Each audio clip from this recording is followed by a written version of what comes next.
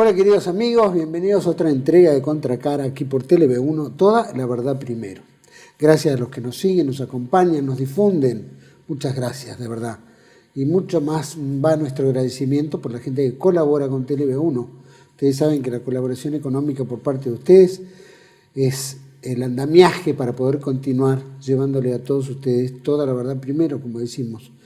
Así que agradecemos a los que nos apoyan e invitamos a muchos que nos acompañen para poder seguir adelante. Queremos decirle que nuestro programa sale a través de nuestra página web www.canaltelev1.com. Debajo de este programa, las redes sociales que nos mantenemos al día en contacto. Y por supuesto, el programa está siempre bajo la protección y advocación de la Virgen de Guadalupe, Reina y Señora, Emperatriz de América. Siempre pedimos que nos guíe, nos ilumine con la Virgen de Luján, a la Argentina que tanto necesita de su amparo. Programa de hoy. Vamos a tocar un tema interesante porque hemos tocado muchos los temas de Malvinas, hemos invitado muchas personalidades. TLV1 está comprometido con la causa de Malvinas, siempre ha estado por el valor que significa los hombres, las fuerzas, ¿no es cierto?, que han luchado y que han defendido nuestra soberanía.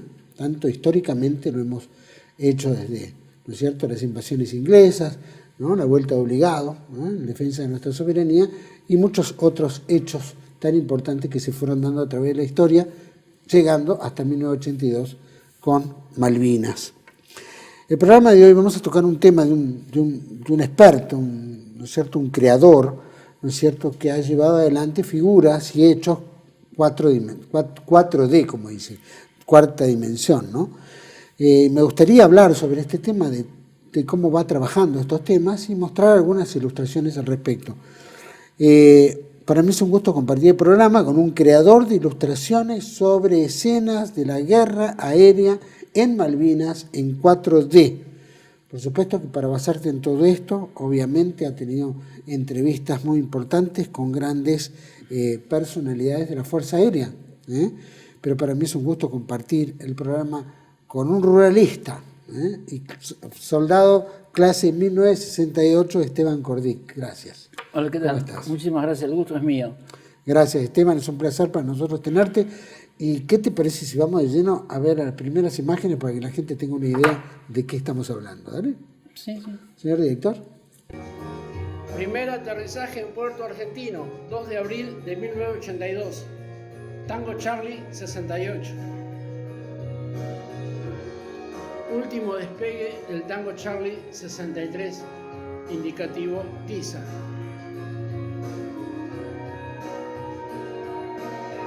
Último despegue del Tango Charlie 65 desde Puerto Argentino.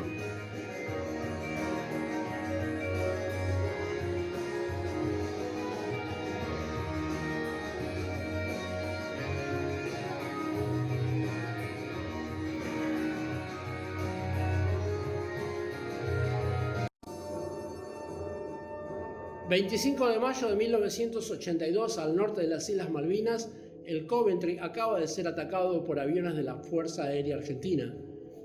El cañón de proa del buque nada pudo hacer para detener a los dos A4B que se le acercaban a casi 1000 km por hora. Tampoco nada pudo hacer el misil Sidar, que fue disparado intentando destruir a los dos aviones tripulados por el primer teniente Mariano Velasco y por el alférez Jorge Barrionuevo. En el mismo ataque, instantes previos, el capitán Pablo Carballo y el teniente Carlos Rinque habían atacado a la fragata Broward, la cual quedó totalmente averiada, sin capacidad de disparo de sus misiles Seawolf de corto alcance. En el ataque, el Coventry realiza un violento giro hacia la derecha, dejando expuesta la línea de flotación del margen izquierdo, lugar donde Mariano Velasco hace puntería con sus 3 bombas. Una vez realizado este acto, supera la superestructura del buque y emprende su regreso al continente.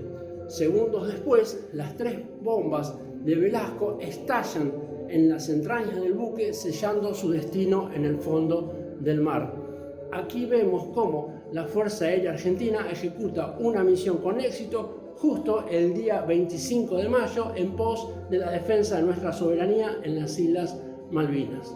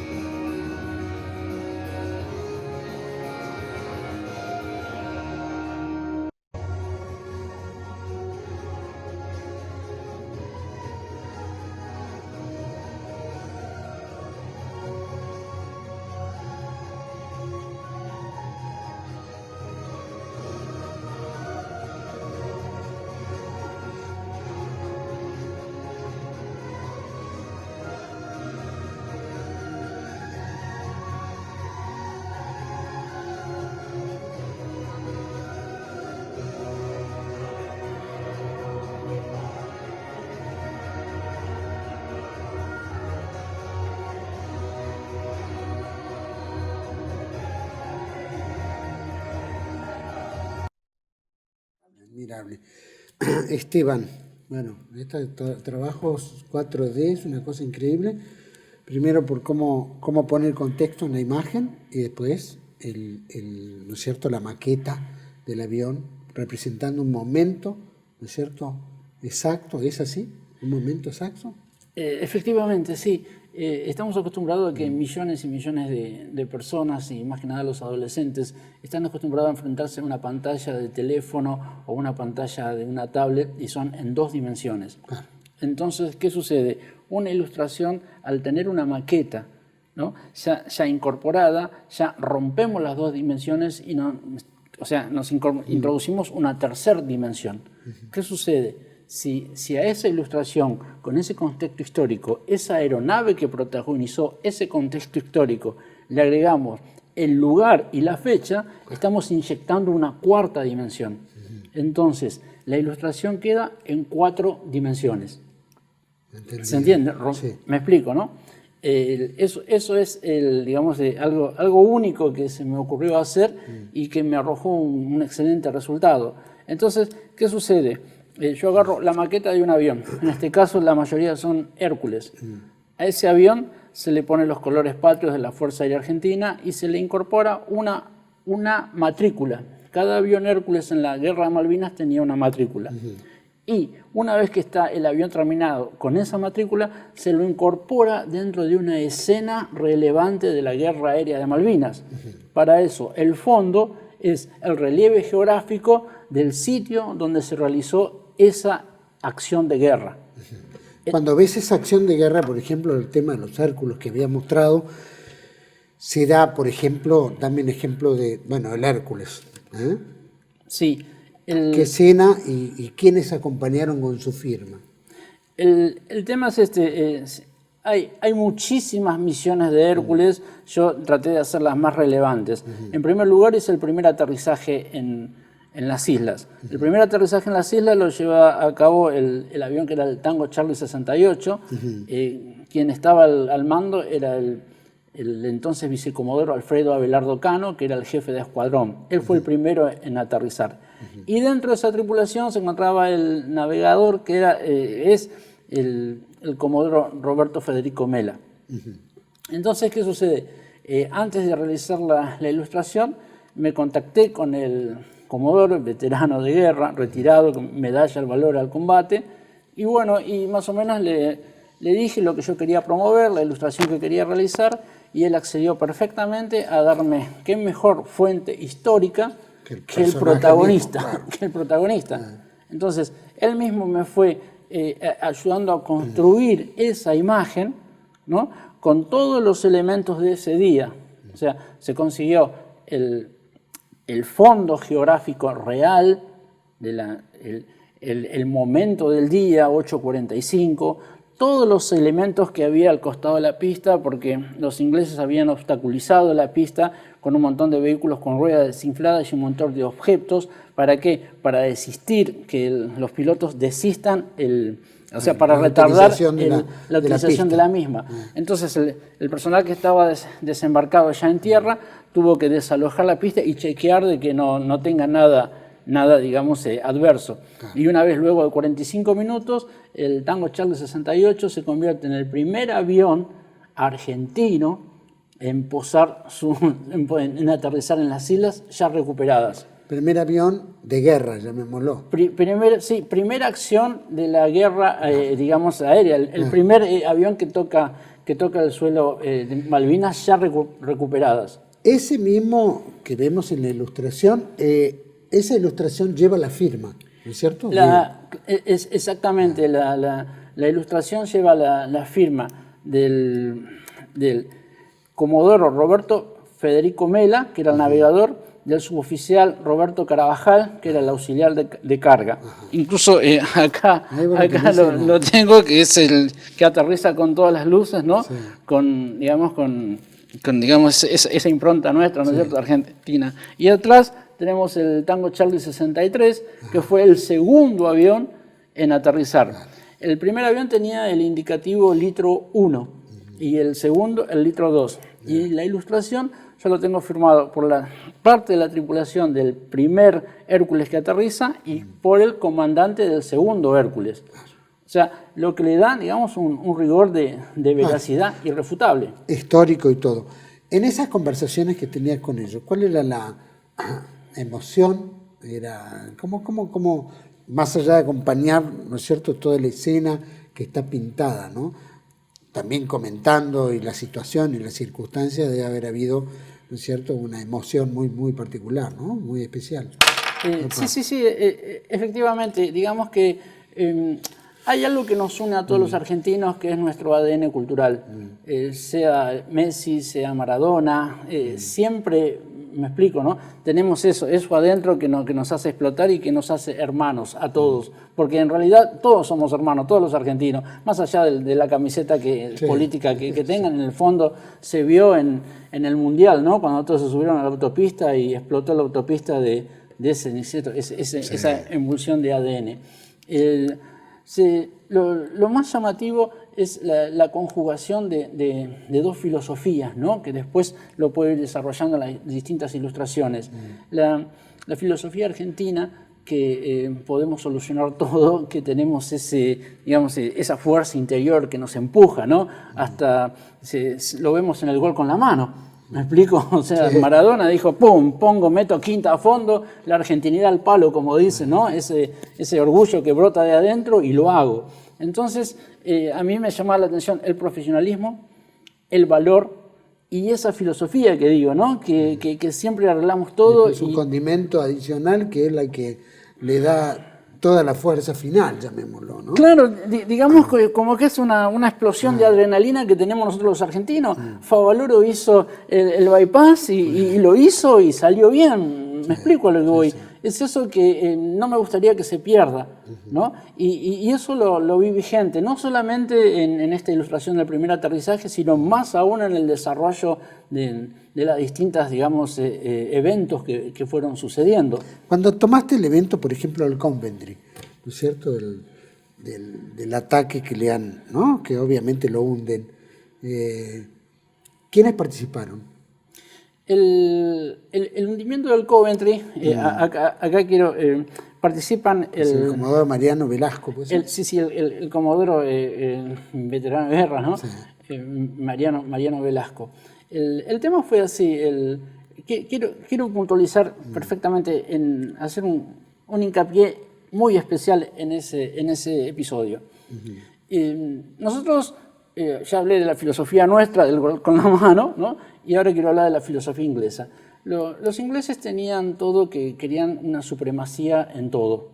Veníamos atrás de la época de 1800, ¿no?, cuando tenían casi el 33% de la superficie de la tierra les pertenecían, y bueno, era la época victoriana donde tenían, digamos, eran los ases del mar, los dueños del mar. Ellos quisieron seguir manteniendo eso y siempre mantenían la Armada Real como algo, me explico, ¿no?, algo emblemático, la filosofía de ellos. Entonces, para el año 1982, ellos tenían 4 destructores, que era el clase 42. Entre ellos estaba el Coventry. Según la teoría de la filosofía de ellos, esos buques, esas características eran como el Titanic, solo Dios lo puede hundir. Me explico, ¿no? Sí. Ese mismo ADN cultural que hablamos, ellos los mantenían, pero ya con una emulsión muy grande. Así como nadie podía hundir al Titanic, nadie podía tocar un destructor misilístico de última generación inglés. Entonces, ¿qué pasa?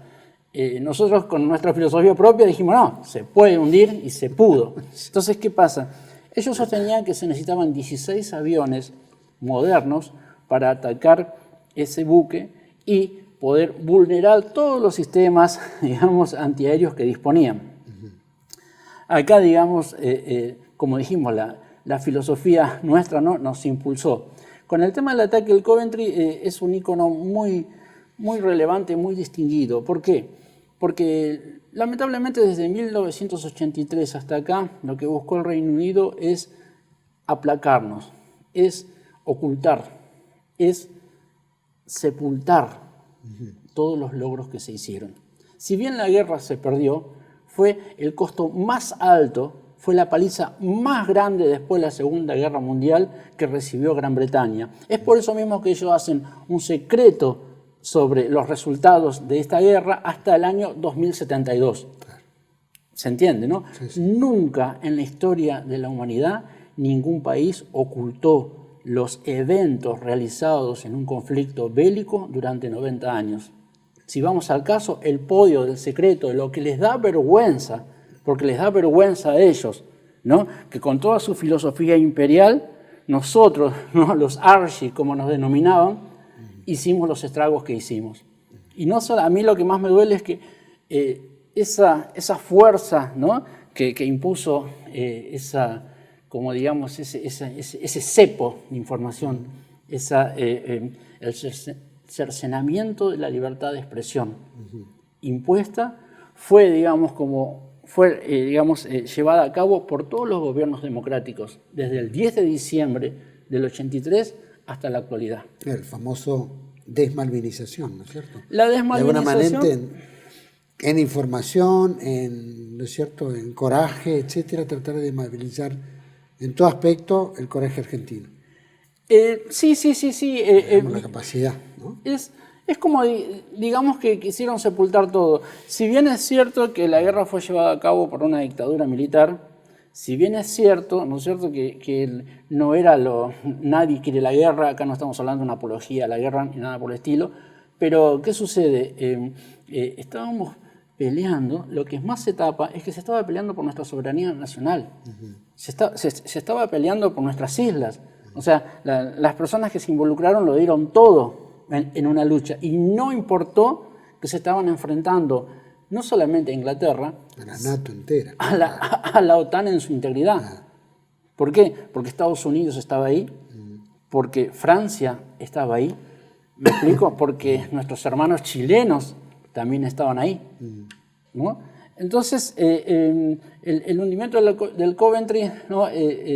Para mí es, en primer lugar, la determinación de la Fuerza Aérea en destruir estos dos navíos que estaban ahí al norte de la isla Borbón, que se jactaban de que el almirante Woodward... Los más modernos, aparte, los más modernos, los más avanzados, la tecnología más avanzada que tenía el Reino Unido. Sí, era la tecnología de punta, ¿no? Que era lo así, ¿no? Y esa, digamos, se mostraban de una manera muy imperialista, ¿no es cierto? De esa manera muy invulnerable, mostraban la invulnerabilidad, ¿no? Tengamos en cuenta que en 1982 4 navíos iguales desplegó Inglaterra. El Sheffield, que fue hundido, el Coventry, que fue hundido, el Glasgow, que quedó fuera de combate, y el Exeter, que quedó fuera de combate. O sea que sus 4, digamos, naves llamadas de orgullo fueron sacadas de contexto. Fueron por un país tercermundista del Cono Sur. Entonces ahí tenemos la clave del por qué ese secreto. Ahí, ¿qué es lo que oculta? ¿Me explico a lo que voy, no? Sí. El tema del hundimiento del Coventry, voy a tratar de resumirlo, se hace un ataque simultáneo, fueron el almirante Woodward, que era el jefe de la Task Force, quiso poner el Coventry y unos metros más atrás la fragata la Bosworth. Era un destructor tipo 42 que tenía una cobertura antiaérea con misiles de alto alcance de última generación, que eran en ese momento los Sea Dart, y un sistema de defensa antiaérea de la Bosworth, que eran digamos, el set de los misiles Seawolf de corto alcance. ¿Qué sucede? En una jugada magistral, ¿no? Así como veíamos en el Mundial esos ataques con Di María, Messi, ¿no es cierto? Digamos, una jugada magistral. La Fuerza Aérea realiza ese ataque justo el 25 de mayo, un día patrio, ¿no? Y bueno, como se sucedieron los hechos, los aviones volaban muy, muy bajos, se escondieron tras las islas, lo que les permitió al radar de los buques que no los detecten, y cuando ya lo detectaron era demasiado tarde. Tengamos en cuenta que se acercaban los aviones a una velocidad más o menos de 250 metros por segundo. o sea, y no les daba una reacción. Se le tilda el magazine de la computadora de tiro a la fragata Brownsworth, lo que impide que haga una defensa con los misiles de corto alcance.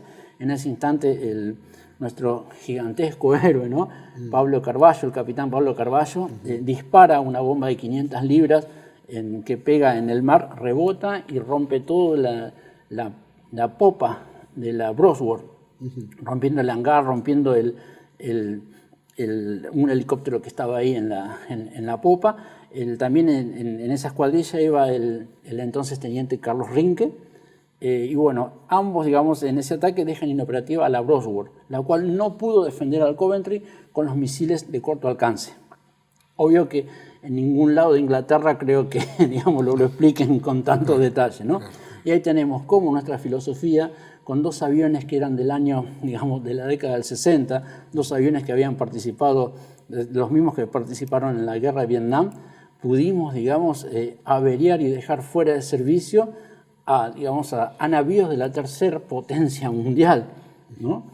Entonces, en el mismo ataque, en manera simultánea, el Coventry se adelanta y sale a defenderse de los otros dos aviones que venían, ¿no?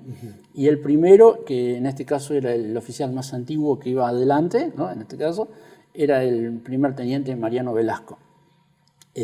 Mariano Velasco hace puntería sobre el Coventry, pone el barco en una trayectoria, digamos, en diagonal, onda que el recorrido, como cuando patean un tiro al arco, ¿no? Y hacen la diagonal, entonces tiene mayor chance de que, digamos, las bombas recorran más, digamos, la manga del barco, y buscando un lugar donde choque con algo de la superestructura para que las bombas, digamos, no la traspasen, ¿no?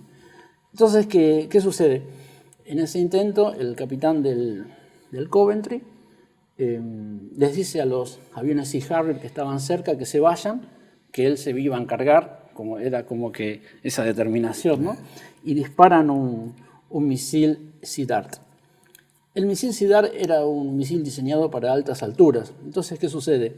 Cuando el misil sale con toda su super velocidad y toma altura, como buscando un avión que esté, digamos, supongámosle, a 10 kilómetros de altura, ¿no?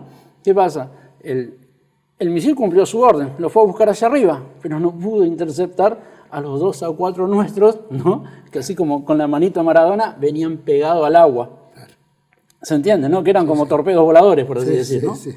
Entonces, ¿qué pasa? El Coventry realiza un giro hacia la derecha, y como si uno va en la ruta con el auto, ¿no? Al girar hacia la derecha, ¿qué pasa? Se eleva la parte izquierda, se levantó la línea de flotación de la parte izquierda del barco, y ahí es donde imaginamos que el primer teniente en Velasco venía a una velocidad, digamos, de 250 metros por segundo, ¿no? Ni la moto más potente puede hacerlo eso en la autopista. Entonces, al acercarse, hace puntería, ya el hecho de que se desprendan 750 kilos de explosivos del avión lo levanta, pasa por encima de la antena cuadrada, como se ve en mi ilustración, y emprende el regreso al continente. Yo me tomé el trabajo de poder ubicarlo al comodoro Mariano Velasco. Le puedo asegurar que jamás en mi vida vi un tipo tan recto, un tipo con todas las virtudes y valores, jamás. Cuando yo hablé, sí, hablamos sobre el desarrollo de lo que fue, ¿no? Y él me dijo, mira, mi objetivo era el barco, no eran las víctimas que fallecieron ahí. Murió mucha gente. Dice, mi objetivo era el barco, o sea, no quería tocar mucho ese tema. Y su sinceridad fue tan como de acero sólido, que me dijo, mira, dice, si vos querés hacer una ilustración sobre ese momento, sobre esa escena determinada, ¿no? De ese momento histórico nuestro, o sea, mío, suyo, de las futuras generaciones, porque ese hito queda para siempre en nuestra historia, es parte de nuestro ADN cultural. Sí. Dentro de la constelación de valores, ¿no es cierto?, logros y méritos, ¿no? Bueno, él me dice, mira, tenés que hablarlo con el comodoro Jorge Barrio Nuevo, que era el que venía atrás mío. Es como que Messi hace un gol y él no tiene la dimensión de la jugada, sino que lo ve, digamos, el que viene atrás. Rodrigo de Paul, él sí ve toda la jugada. Y bueno, fue así que, bueno, lo hablé bien detenidamente con el comodoro Mariano Velasco, al cual, digamos, hasta el último día de mi vida le voy a estar agradeciendo que me dio esa oportunidad, ¿no? tan maravillosa de poder hablar con él y de poder haberlo conocido y de poder haber sabido que es muy difícil encontrar una persona así, por la crudeza y yo le vuelvo a decir, por todas las virtudes que resplandecieron, ¿no? Vos sabés que, sin duda, eso ya también lo había escuchado al comodoro Pablo Carballo, perdón. Un hombre de oración, un hombre de rosario, un hombre que entendía la guerra, un hombre que sabe que está en una nave y está solo con un copiloto, un técnico, depende si es un Mirage, si es un... Claro, en este caso iban todos solos. Claro. Bueno, con mucha más razón, ¿no? Todas las decisiones pasan sobre uno solo. Todo el éxito o el fracaso podía pasar por ahí. Y uno contempla, obviamente, sin duda, el objetivo que es neutralizarlo en lo posible, hundirlo como máximo objetivo, pero por lo menos sacarlo de juego y evitar menores daños posibles a los tripulantes, o que nos genere a nosotros mayores daños a nuestros soldados. Un poco lo que decía también Thatcher, ¿no? Corremos en riesgo con los nuestros, así que hay que ir y sacarlo del juego no importa cómo, ¿no? A los argentinos. Bueno, en esto pasa lo mismo, con la diferencia de que, bueno, nosotros, o lo que yo sentía de estos oficiales era un sentimiento mucho más humanista, cristiano, ¿no es cierto?, en el contemplar, no disfrutar de la muerte del otro, sino valorarlo, pero siempre y cuando dentro del sentido de la guerra está la vida de ellos o la nuestra, ¿no es cierto? Sí, eso también se debe a la formación. Había un filósofo de apellido Yenta, sí, que él, digamos, fue el que los nutrió, de esos valores, ¿no? En la formación. Dos grandes nacionalistas católicos, ¿no? Que daban formación en la Fuerza Aérea. Entonces, es como que, digamos, la formación de ellos fueron nutridos por Yenta y esto es lo que los llevó a tener esa determinación, ese amor tan grande, ¿no? Como decían, hasta perder la vida, ¿no? Hasta perder la vida. Darle sentido de trascendencia al soldado, ¿no? Y luchar sin ponerse a detenerse de que era la tercera potencia a nivel mundial, de que eran buques de la OTAN, de que estaba todo, porque, digamos, el hecho de haber hundido el Coventry fue como, digamos, uno en 100.000, diría yo. Y encima regresar los 4 ilesos. O sea, era algo impensado. Y ahí tenemos el porqué del embargo de armas que mantiene cobardemente.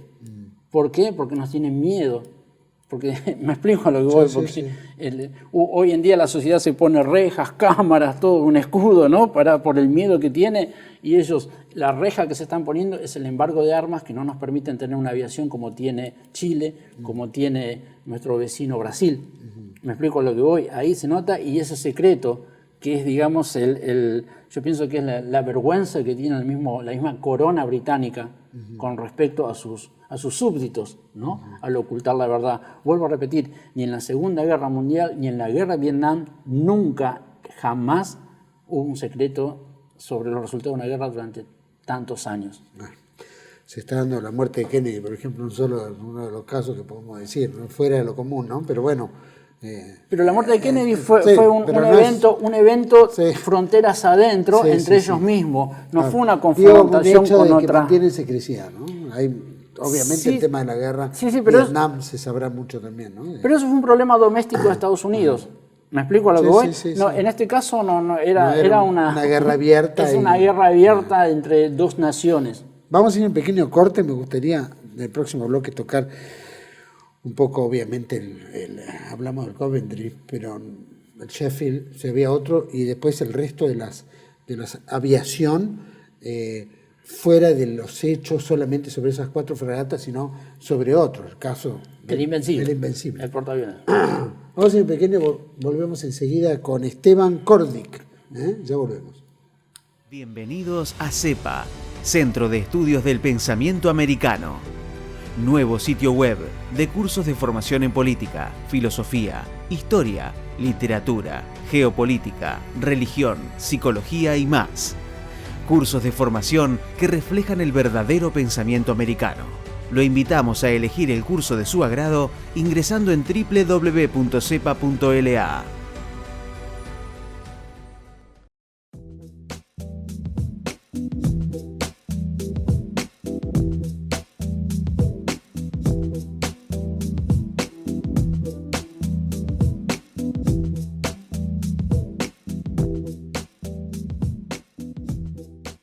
Decir siempre la verdad primero tiene un precio.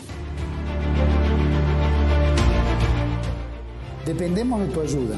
TLB1, toda la verdad primero.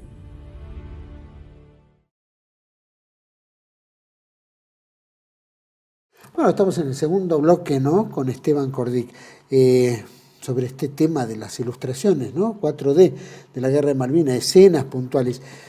Te había quedado en el bloque anterior, medio te pregunté con el caso del Sheffield. Sheffield siempre se dijo de que había sido el primer buque, ¿no es cierto?, hundido.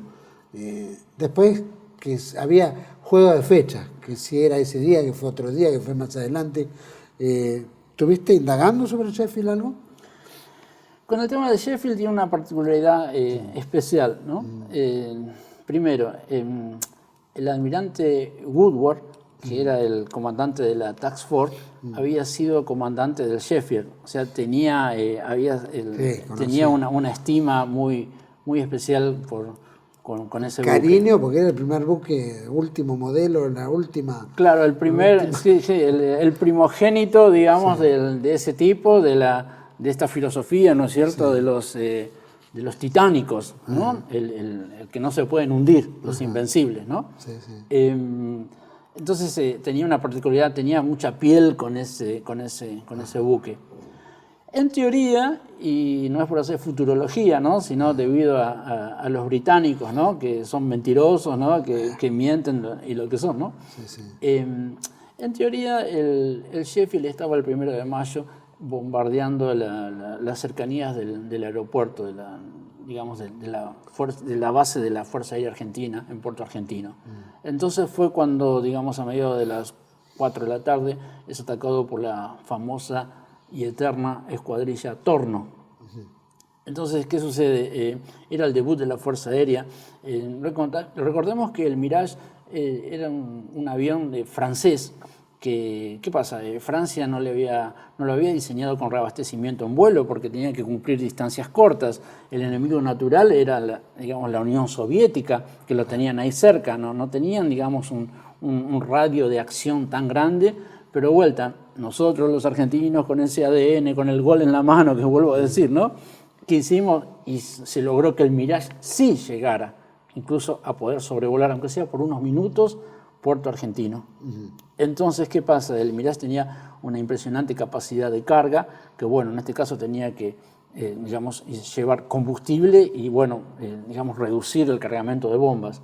Y justo aproximadamente cerca de las 4 de la tarde, recordemos que un piloto está en su debut, la primera vez que hace algo así, que la Fuerza Aérea Argentina nunca había estado en guerra. No solamente eso, sino que estaba cumpliendo una misión de la cual no estaba preparada. ¿Por qué? Porque los pilotos de estos aviones era para ataques a tierra. Si pasaba algo, me eyecto, caigo en tierra y me voy caminando. Claro, me explico lo que voy. En este caso, caía en el mar y pobre piloto. Me explico lo que voy. Entonces, era un montón de sensaciones nuevas, era un montón y altísima velocidad de un Mirage. Entonces, ¿qué sucede? Cuando encuentran estos buques, son impactados por las bombas argentinas. Y ahí queda la visión, digamos, de los testigos presenciales que estaban en tierra, que sí hubo un componente del personal que era de la Armada, que sí dijo, es un clase 42, porque nosotros teníamos el Santísima Trinidad y el Hércules, que eran hermanos. Me explico a lo que voy, y lo pudieron reconocer. Y se puede presumir, ¿no?, y esto debido al secreto británico, que fue el Sheffield el buque que fue tocado ese 1 de mayo a la tarde en cercanías de Puerto Argentino. Me explico a lo que voy. Sí. Y luego, el 4 de mayo, los dos superétendard que hacen el primer ataque con el debut, era todo debut. Claro. El probado en combate del misil Exocet, ¿no? Desde esa dupla, ¿no es cierto? El Super Étender y el misil Exocet, que en realidad era un tridente. ¿Por qué? Porque si no había un C-130 ahí que le diera combustible al Super Étender, no llegaba. Claro. O sea que, digamos, era un tridente. El KC-130, con los pilotos de Hércules ahí, que eran la estación de servicio aérea, el Super Étender y el misil. Cuando el 4 de mayo se estrena este sistema, ¿no? Que como dice el comodoro Moro en su libro, ¿no? Que los Super Étender detectan dos blancos, uno grande y uno chico, y ahí es cuando ejecutan el disparo. Según la historia inglesa, ese misil pega en el Sheffield. Si fue así, fuimos el primer país en todo el mundo en que hunde un barco con un solo avión, ¿no? Y con un misil. O sea, es un solo tiro y ese tiro un solo tiro, la primera vez en la historia de la humanidad que un avión dispara un misil y manda a pique un buque. ¿Quién lo tiene? Argentina. Ni siquiera Estados Unidos lo tiene. ¿Me explico a lo que voy, no? Entonces, otra cosa que, me explico, ahí tenemos la excusa del embargo de armas, ahí tenemos la excusa de por qué tuvieron que aplacar y sepultar toda información. ¿Se entiende, no? Sí. A lo que voy.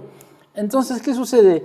Es sorprendente como Inglaterra dice que le hundimos el Sheffield el día 4 de mayo, cuando en realidad el Sheffield se hunde el 10 de mayo cuando era remolcado, que como que lo querían esconder.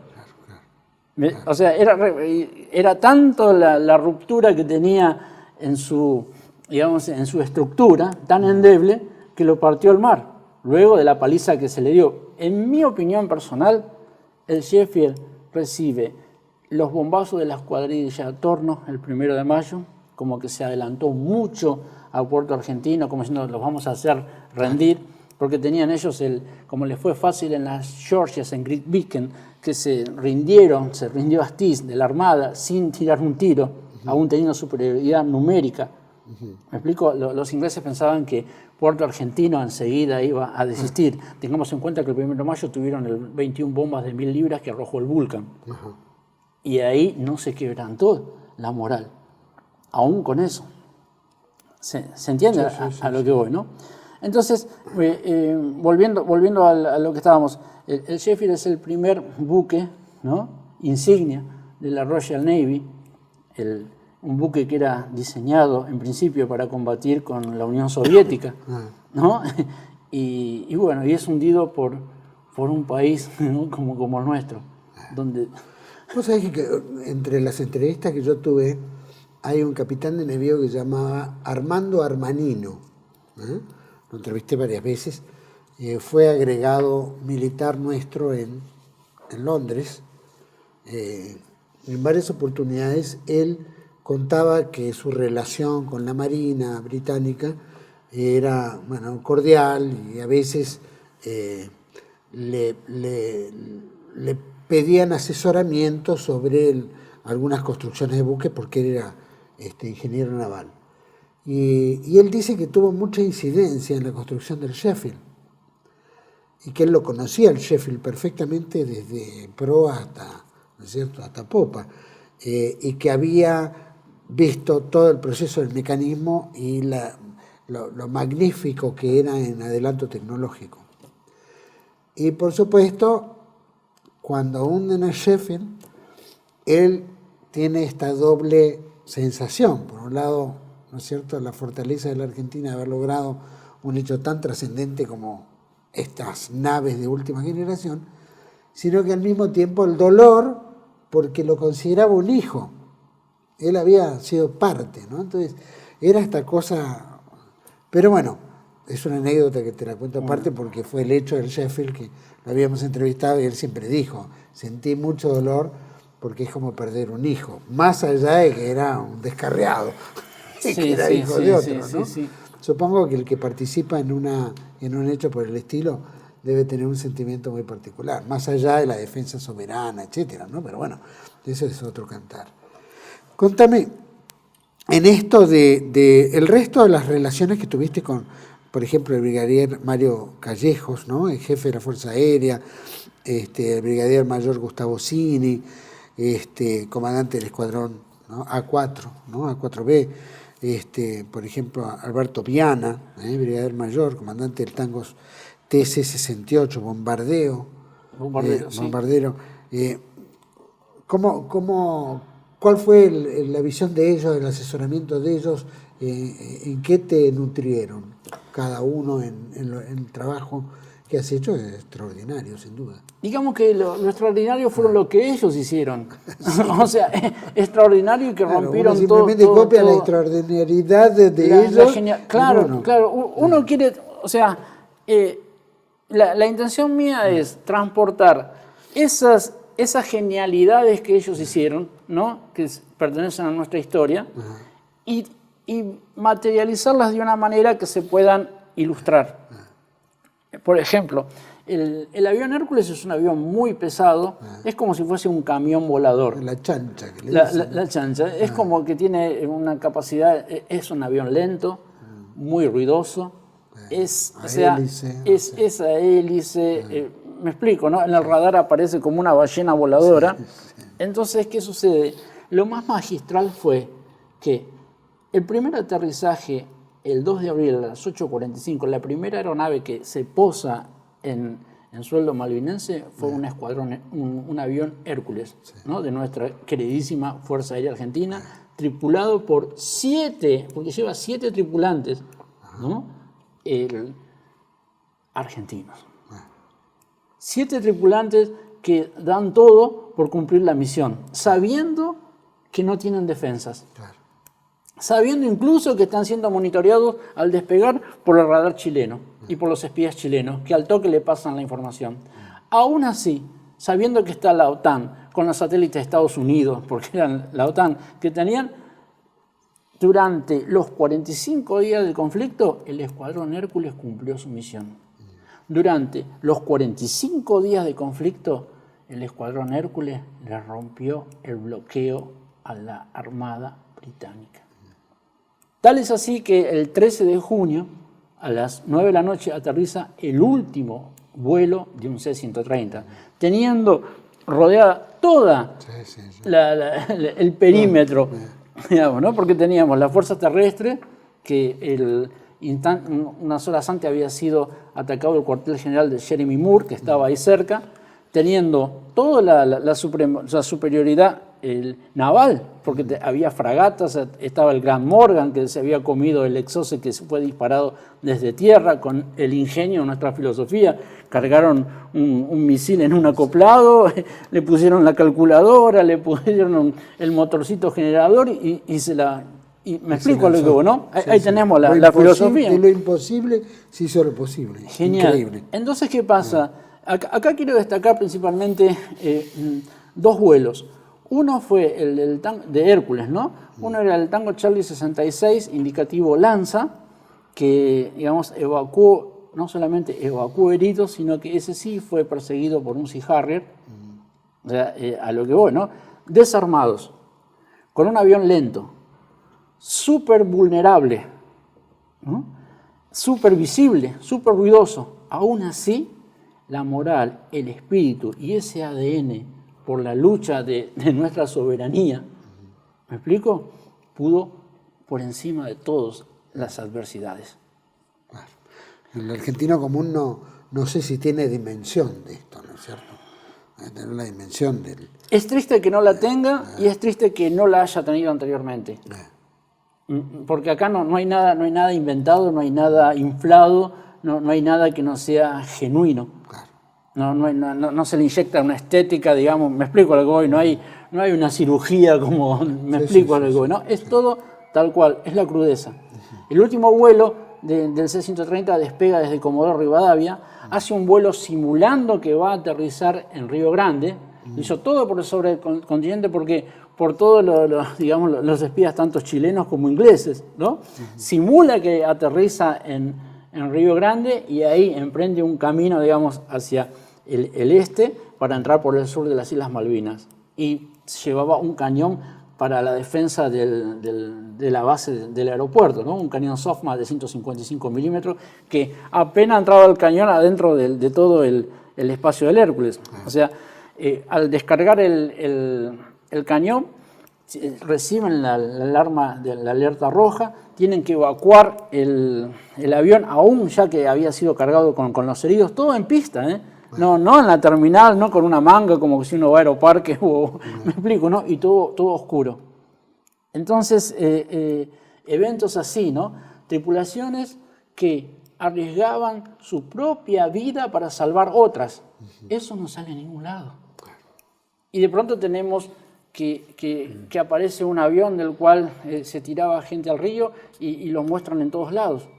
¿Vale? Tenemos una imagen del gobierno, ahí tenemos, siempre desprestigiando, ¿no?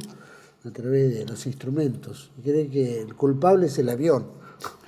Y ya pagaron los que lo cometieron a cualquier abuso. O sea que el avión es el avión, hay que estar orgulloso de esos aviones que han trabajado también para, ¿no? Para la Fuerza Aérea. O sea, esto sí va a aparecer en todos lados, pero las tripulaciones con esas aeronaves que lo daban todos por salvar vidas, me explico, ¿no? Sí, al costo de perder la propia vida, al costo de volar, digamos, de estar volando, digamos, con un avión así, como digo, tan lento, pesado, torpe, me explico, y encima tener enfrente a la OTAN.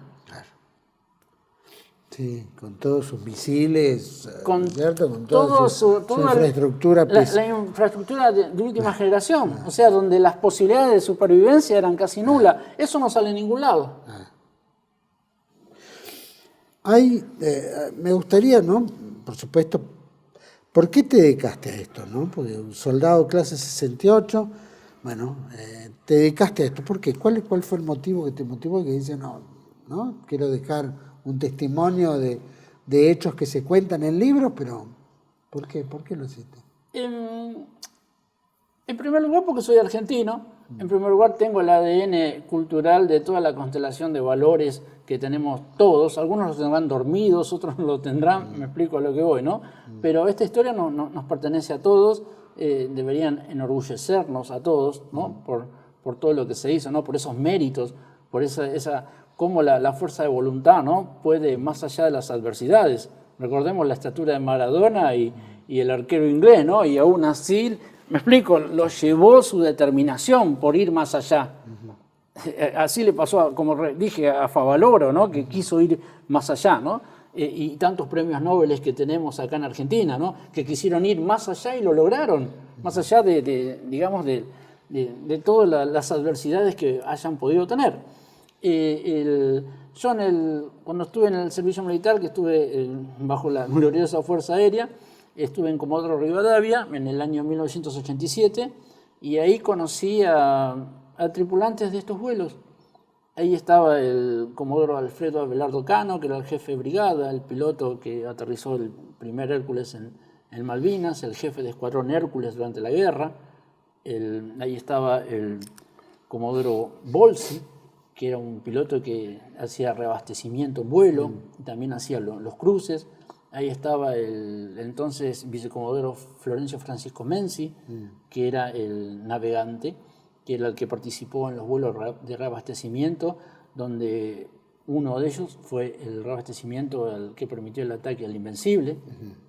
Y ahí estaba el entonces mayor Víctor Hugo Borcher, que fue el comandante del último vuelo, ese vuelo que aparece ilustrado en color negro, que fue con la panza negra, ¿no? Todo negro el avión, todo negro el avión, donde, digamos, tiene un ingrediente muy particular ese vuelo, y por eso está negro. O sea, entonces, todas estas acciones que se llevaron adelante, ¿no? Vuelvo a repetir, por la defensa de nuestra soberanía, porque la bandera argentina brille bien alto, ¿no? Digamos, el orgullo de ser argentino quede bien alto. Entonces fue así que me llevó eso a querer hacer este tipo de ilustraciones, principalmente de lo que es el Escuadrón C-130, por todo lo que arriesgaron, por todo lo que hicieron y cómo, digamos, debería ser un modelo a estudiar para todas las generaciones, cómo con tantas adversidades con tantas circunstancias negativas, ¿no? Con tantas pocas chances de regresar vivos, estamos hablando, ¿eh? No de perder una apuesta, no de perder un asado, no de perder en el bingo, no de que perdí el celular o que perdí el auto, no hay nada más preciado que la vida, ¿no?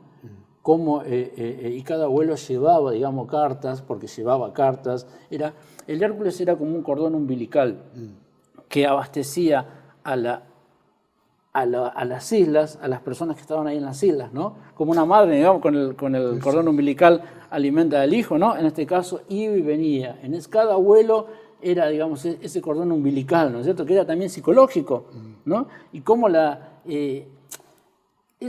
en ningún lado sale porque lo quieren esconder, pero le rompimos el bloqueo durante todo el conflicto. Sí. La OTAN misma no pudo detener un Hércules. Los 200 millas de exclusión se la tuvieron que meter en el tuje. Claro, es como que venga un camión, digamos, gigante, ¿no? De 30 toneladas, un ejemplo, andando por la autopista y nadie lo ve. Entonces, deberíamos enorgullecernos cada uno de nosotros, ¿no? Y acá no estamos haciendo apología de la guerra porque el Hércules no mataba a nadie, al contrario, traía, me explico, ¿no? Sí. O sea, un poco es eso. Entonces fue así como hice la construcción de estas ilustraciones y vuelvo a repetir, la firma de los protagonistas les da un rigor de veracidad único.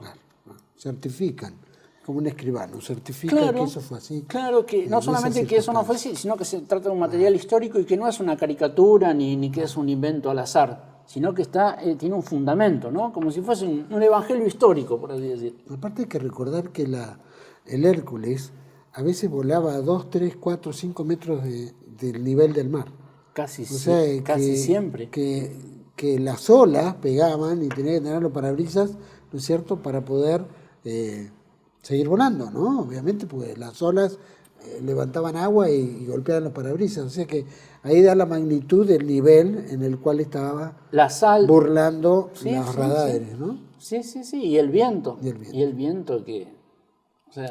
Ahora, Esteban, cuando ves ese orgullo, ¿no?, de guerra, de participación, de unas Fuerzas Armadas serias, más allá de todo lo que haya pasado en el pasado, que son circunstancias de guerras internas, ¿no? Subversión, etcétera, ¿no? Que alguien tiene que poner el límite, o ganaba un lado o el otro. Es decir, esto es una guerra, la guerra tiene que definir, y aparte por el bien de la nación, más allá de detalles más profundos que podamos tocar. Pero vemos esto que fue contra una potencia extranjera, fue contra unas potencias extranjeras, porque fue la OTAN, ¿no es cierto?, la NATO, con toda su tecnología, con sus informaciones de radares, con todo el aparato que tenían, y nosotros casi sin nada les dimos una buena paliza, más allá de la caída de Puerto Argentino, ¿no? Consideramos que la guerra nunca terminó. Por supuesto, la desmalvinización es el proceso de la guerra posterior que hace los países que quieren denostar el todo del que los enfrentó, ¿no? Que es tratar de desmoralizarlo en todo aspecto, que es la desmalvinización, ¿no? La desmalvinización. Cuando vemos esos 40 años, ¿no?, y vos conversás con estos tipos y decís, pero ¿qué lo parió? Nosotros hicimos esto. Pero nosotros logramos tal cosa, porque nosotros en nuestra historia hemos hecho grandes eventos, recién planteaste, no solo el fútbol, premios Nobel, qué sé yo, la huella digital, tantas cosas hemos desarrollado que es increíble vernos como nos estamos viendo hoy, ¿no? Y que las Fuerzas Armadas al mismo tiempo sean el chivo para pegarle como generadora de todos los males, cosa que un país, decía el almirante Carlos Busser, un país con sus riquezas debe instrumentar su defensa, porque si no los poderosos vienen a sacársela. ¿no es cierto? Y acá hemos tenido una democracia que nos ha entregado desde la caída del puerto argentino hasta el hoy. Vemos un país que va en una decadencia, en una declive moral, política, social, cultural, religiosa, de tal magnitud que es inconcebible para los argentinos. Entonces vos, el haber desarrollado esto, el haber tenido contacto con los protagonistas, tu reflexión en esto. Es muy abarcativa una definición porque hay una serie de factores que se conjugan. En materia personal, ilustrar algo así, pienso que es como que enciende una llama. Como digan, miren lo que hicimos, miren lo que logramos. Pero no miren para afuera, miren los propios argentinos. Es ilustrarlo. En la edición anterior de Argentina Abuela, mucha gente desconocía todo esto. En la edición anterior de Argentina Abuela yo estuve con 2 ilustraciones y hubo 2 días que eran los viernes, y el jueves y el viernes, no, en la anterior, y fueron muchos chiquitos de todos colegios, ¿no? Y ni siquiera las maestras sabían de lo que se estaba exponiendo ahí. Hubo el caso muy paradójico que una maestra, incluso después me enteré que era una inspectora del Ministerio de Educación, ¿no? de La Matanza, confundió el Coventry con el Belgrano. Hubo un chico chiquitito que creo que iría a 3er grado y había una maqueta del Coventry siendo atacado por el avión de Velasco y preguntó si el Coventry era el Titanic. Entonces yo pienso que todos somos culpables, ¿no? de no tamizar las cosas y meter todo en la misma bolsa, porque todos la plaza que explotó el 2 de abril con Galtieri, que no lo fueron a aplaudir a Galtieri, fueron a aplaudir el evento de la recuperación de las islas, ¿no? Toda esa gente que se movilizó, porque fue una explosión, digamos, como la del Mundial, en todo, digamos, desde Ushuaia a La Quiaca y desde, digamos, Buenos Aires hasta el Paso del Cristo Redentor, ¿no? Incluso en el exterior, ¿no? Los argentinos que estamos en el exterior, toda esa emulsión, ¿no? Qué rápido los argentinos tenemos una amnesia, ¿no? Donde, si bien, está bien, no es por hacer una apología a la guerra, no es por, digamos, ensalzar, digamos, la junta de ese momento, tampoco podemos vivir atados a unos gobiernos donde ya Videla ya no existe más, Galtieri tampoco existe más, me explico lo que voy, ¿no?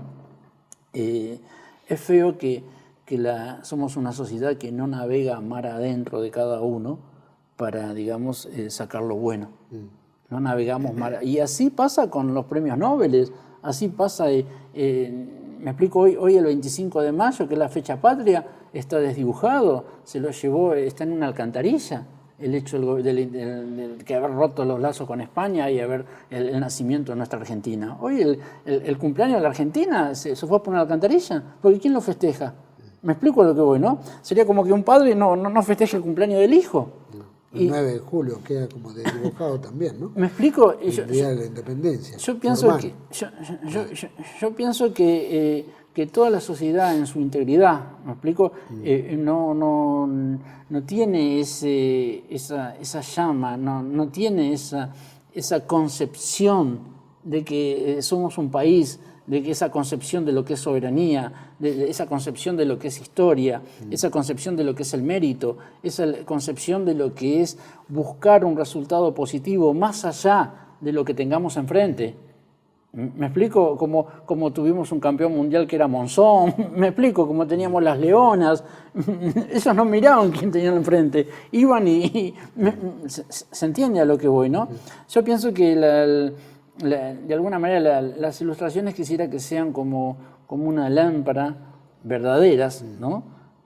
Porque es todo verídico, pero que ilumine, ¿no? Que ilumine toda esa oscuridad que hay en materia de que no nos replanteamos como argentinos, ¿no? Nuestro suelo, me explico, nuestra, ¿cómo podría decir? Nuestro ADN como país. Más allá de si son de Boca, de River, de izquierda, de derecha, me explico lo que voy, ¿no? Yo siempre digo, en un equipo de fútbol, ¿no? Supongamos River Plate. River Plate, el campeón, lo que sea. Pero tenemos 10 jugadores que patean la pelota y uno que lo agarra con la mano. 10 que quieren hacer goles y uno que quiere evitarlo. Y forman un mismo equipo. ¿Se entiende a lo que voy, no? Sí, sí, sí. Y todos van por un logro en común. Eso es lo que a mí me da bronca. Que como argentinos, más allá de que si uno lo agarra con, me explico, es arquero, si uno es defensor, si uno es mediocampista. Es un equipo. Me Cada explico uno tiene un rol. que no somos un equipo. Eso es lo que más duele.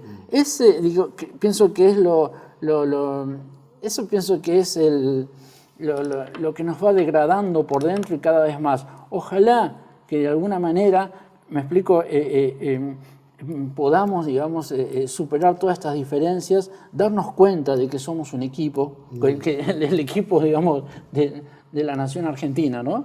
Y que podamos, como fue un equipo, digo un ejemplo, River Plate, como puedo decir la selección, ¿no?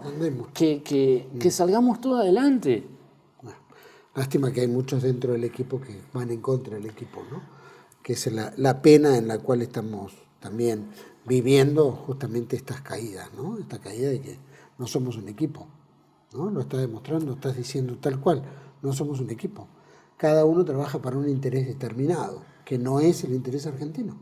Los intereses ingleses están por sobre todas las cosas. Los norteamericanos, el interés de los Estados Unidos está por sobre todas las cosas. Los argentinos no tienen la argentinidad como por sobre todas las cosas. Y eso es donde empezamos a ser manipulados y donde se llama la palabra cipallismo, ¿no? El hombre que no trabaja para uno, sino trabaja para otros, ¿no? Y eso es lo triste en todo esto, que es lo que ha provocado la desmalvinización y la victoria británica de la posguerra, que es el desguace, la firma de un acuerdo espurio, el otorgar a Inglaterra el Tratado de 1826, que le da a la nación más favorecida, después de haber sido nuestros, ¿no es cierto?, contrincantes, nuestros enemigos, en fin, tantas cosas que uno dice, ¿cómo se da esto? Esto no tiene correlación. Eso es lo que nos duele a los que sentimos la patria, ¿no? Nos sentimos Malvinas, sentimos la patria y entendemos el contexto, pero también no vemos que trabajan para los nuestros, ¿no? Trabajan para el país. Trabajan para el argentino, para la nación, para la patria.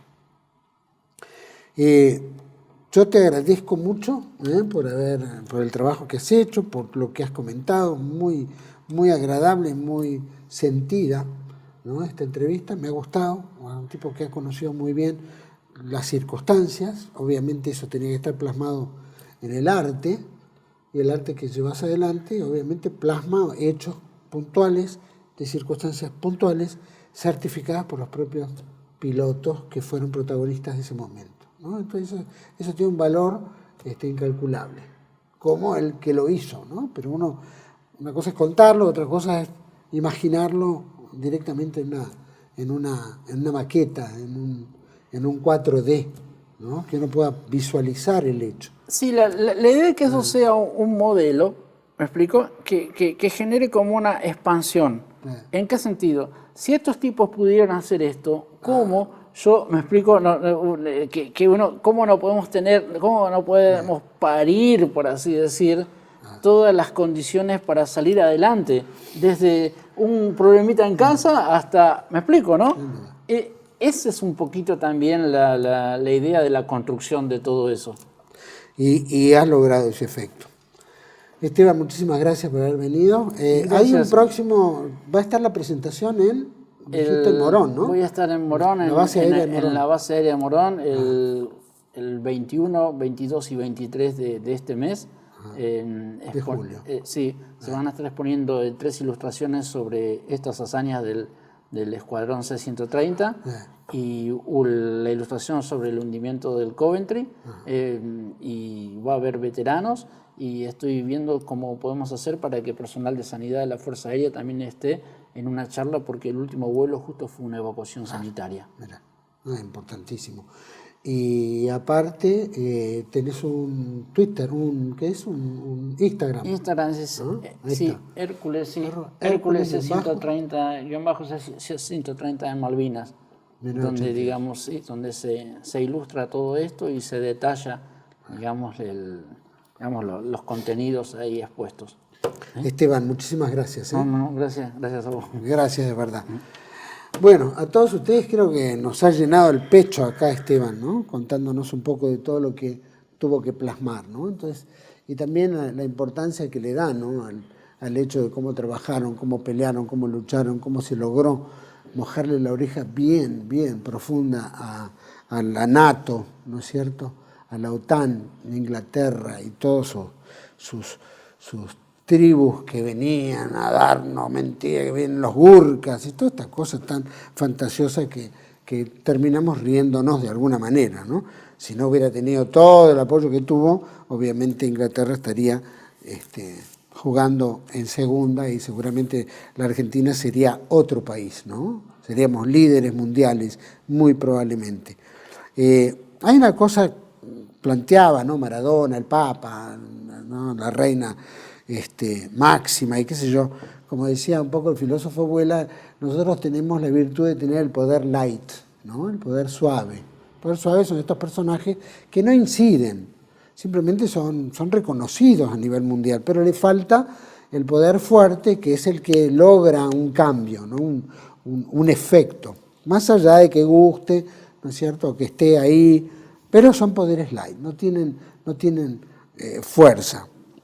Y cuando digo esto, digo que el poder, en el fondo, el poder mundial, la sinarquía, llamémoslo como decía Perón, o algo, sabe que la Argentina tiene una virtud que creo que la tienen pocos países en el mundo, ¿no? Este famoso crisol de razas que tuvimos, que se desarrolló lo mejor de los ingleses en la Argentina, de lo que podemos reconocer, lo mejor de los irlandeses, lo mejor de los italianos, lo mejor de los españoles, lo mejor de los alemanes, lo mejor de los polacos y todas las culturas que vinieron, que de alguna manera crearon este crisol de razas que es lo que llamamos también ahora el etos argentino, ¿no? Y todo eso ha creado una argentinidad tan particular que el poder sabe que no nos puede dar 1 metro de distancia, porque si nos diera 1 metro de distancia, nos escapamos. Si nosotros no estuviéramos influenciados con tantos cipayos internos como que obedecen más a los poderes globalistas de hoy, más que a tratar de pensar en la gran argentinidad que deberíamos sacar adelante y ser un país poderoso, seguramente muy poderoso, es tratar de destruir su moral, destruir que no podemos, por qué lo hicimos, cómo nos levantamos contra Inglaterra, cómo nos levantamos contra esto, cómo los chicos de la guerra y toda esta imbecilidad cipaya, traidora, pusilánime, que es destruir la moral. Porque cuando uno destruye la moral de alguien, no hay ganas, uno se cree un deficiente, un tipo que no tiene carácter para hacer nada, cuando en realidad todos los argentinos que salen del país triunfan. Es rarísimo. Yo viví fuera del país, vi argentinos que triunfaban afuera y venían con una mano atrás y otra adelante. Si triunfaban afuera, podían triunfar perfectamente acá adentro. ¿Qué es lo que provoca que acá adentro no lo podamos hacer? Es decir, ¿qué desidia hay política, social? No digo cultural, porque en la cultura tenemos algo extraordinario, tenemos una cultura avanzada, pero algo produce que nosotros nos destruyamos a nosotros mismos, ¿no? Sintamos que no servimos para nada, que acá no podemos, que no respetamos nada. Es decir, hay algo que produce y nos estimula a que nosotros nos sintamos mal de que somos inservibles y no podemos llegar a ningún lado. Tenemos que estar subordinados a poderes, a economía, a pedir prestado, todas estas cosas que solamente un nivel político tan degradado como el que vive en la Argentina puede lograr en sus propios habitantes. Y eso es lo que nosotros venimos viviendo desde la caída de Puerto Argentino hasta el hoy, ¿no? una Argentina rica, una Argentina poderosa, donde se ha entregado todo, se ha firmado tratado de paz, entrega. Es decir, esta política que uno dice no puede entender cómo no tienen el corazón caliente para levantar este país, para trabajar en este país. Todos los ejemplos que dio de Malvinas, como bien relataba Esteban, es extraordinario el valor de un tipo solo voltear una fragata. Hundir una fragata. 2, 3 aviones y voltear 4 fragatas, las más adelantadas, ¿viste? La caca más importante de los británicos se la llevamos a pique. Es decir, todo ese orgullo que radica en 4 tipos que son 4 tipos nuestros, que representan lo más caliente de la argentinidad. Digo ellos como cualquiera de nosotros, los que salen a jugar un deporte, los que salen a combatir, sea en todos los ámbitos. Cuando salimos calientes a ganar. Y tenemos un entorno que nos tiene que destruir porque nosotros no podemos ganar, porque nosotros somos argentinos. ¿Cómo va a triunfar si voy a la vuelta de mi casa? Esas cosas que son degradantes de nuestra propia estirpe y nuestro propio ethos. Entonces, cuando escuchamos a Esteban planteando todo esto, me encanta porque rescata lo mejor. Y deberíamos escuchar a los veteranos de guerra permanentemente todo el tiempo porque siempre hay algo nuevo que podemos aprender y algo nuevo que nos puede calentar los motores para que algún día nos deshazcamos, ¿no es cierto?, de toda esta lacra que nos hunde para salir a un país y ser líder del mundo. Ser poderosos, ser buenos, ser exitosos, ser moralmente respetados. Y eso es lo que simplemente nos falta poco. Es sacarnos ese pie de encima que nos hunde. Bueno, trabajos como este, contactos con estas personalidades, son las que nos van a elevar la moral. Ojalá que algún día lo podamos hacer. No es a través de las elecciones, no es a través de los partidos políticos, no es a través de toda esta maraña, es a través de algo que pongamos cada uno de los argentinos en, como decía Esteban, trabajo en equipo. Hagamos el equipo argentino y luchemos por esa Argentina que queremos. Tenemos todo, solamente tenemos que hacerlo. Ojalá podamos. Dios nos ilumine, la Virgen de Guadalupe también, la Virgen de Luján. Los espero en otra entrega de Contracara, aquí por TLV1. Toda la verdad primero. Gracias.